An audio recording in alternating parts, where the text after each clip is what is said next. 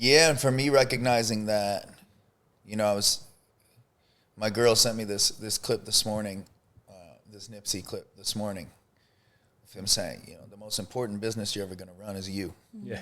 You know, and me kind of, fuck, that just hit me like a ton of bricks. It's like, well, none of this shit is going to work if I'm not okay. Yeah. So right now, I don't got to be in the business of selling records or T-shirts. I need to be in the business of making sure my heart is in a good place. Because I don't want to do any of this shit. If, you know, I've just have felt like going on tour for the past 6 months for me, it breaks my heart. And I'm like, I put my mental health through this meat grinder for this idea of growing this thing. And I'm like, maybe the reason that it's not growing is because I'm standing there with a fucking hose overwatering it. Maybe the thing that would make it grow is if I just slowed the fuck down and we're like, hey, fuck the bells and whistles, fuck a 7-piece band, fuck a tour bus, fuck all of that. Here's me with a guitar. Hope you dig it. If not, that's fine too, because your opinion of what I'm doing does not make or break me. I'm good either way. And I just have this weird gut feeling that like this next season for me is going to be abundant. Because I don't give a fuck if it's abundant. Because I'm going to learn how to be abundant for me.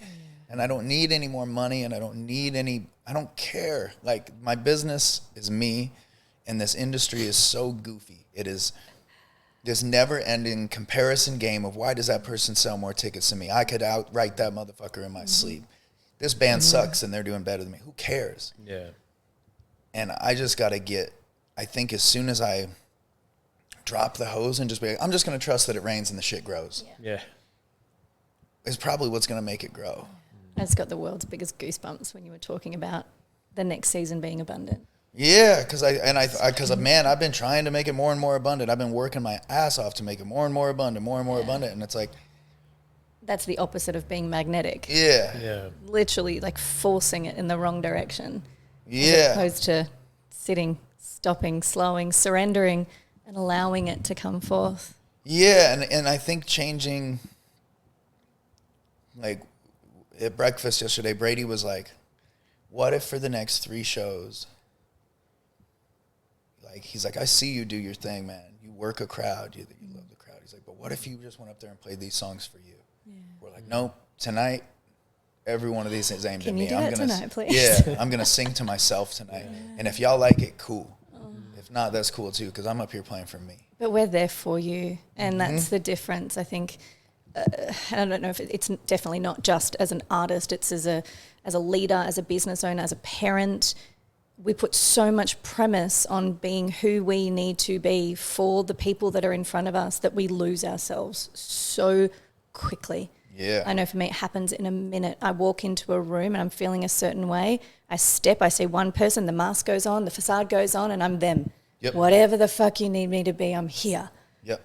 And then I walk out and I'm like, oh God, that was exhausting. Holy shit. Yeah. Like, why? And we hide in it too. I let myself land at the door. Yeah. And I think it's because we don't want to let people down. It's inherent in our nature. I think especially if you're a good person, you know, you're not trying to move through the world in a way where you're a taker. You want to be a giver. You know, and for me, since March, I mean, dude, I have gone straight from tour to fight camp to tour to fight camp. Like, I'm talking, get home, don't even unpack my shit, and I'm in the gym doing a private with one of our guys getting ready for a fight. And I love it. I love that. I love showing up in that way, and I love the relationship that builds with the boys, because I know it doesn't go unnoticed that they're like, what time did you get home? I'm like, I got home at 5 this morning. I'm like, what the fuck? You're already in here, you know?